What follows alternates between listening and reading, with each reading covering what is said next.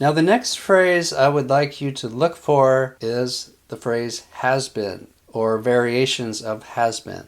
I want you to avoid the has-beens in scientific writing. Now I don't mean has-beens in the sense of somebody who is past their peak. When you read scientific writing, over and over, you're going to see people saying X has been shown previously, and those kinds of has-been constructions.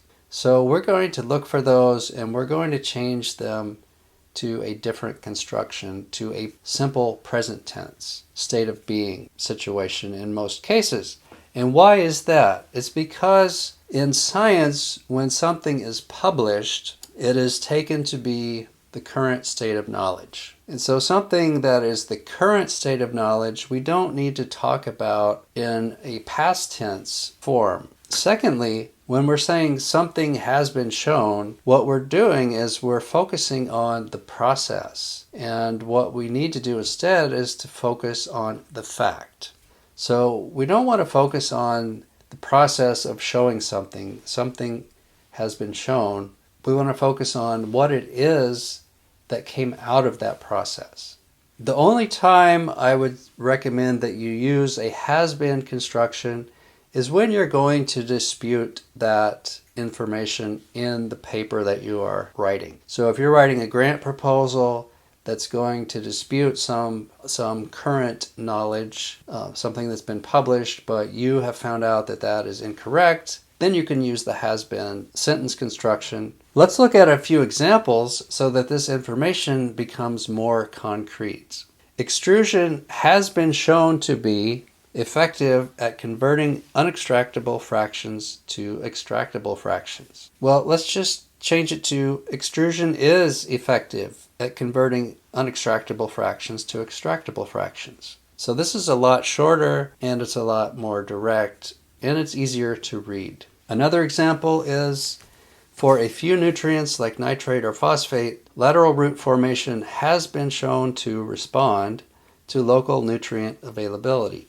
So unless the authors are going to dispute this point, they should just state it in the present tense. Lateral root formation responds to local nutrient availability. And then just cite those references that are the source of that knowledge. So let's change it to a present tense. 3 more examples, and once you've seen these examples, I think it'll be easy for you to identify them in the literature and in your own writing. It has been shown that condensin 1 loading to the chromosome is largely regulated by Aurora B. Well, we don't need that whole phrase. It has been shown that. So this one is great because it's an unnecessary phrase and we don't have to rewrite the sentence. We can just delete those 5 words. Secondly, in chronic neuroinflammation, the overly active microglial cells have been identified to be, change that to are.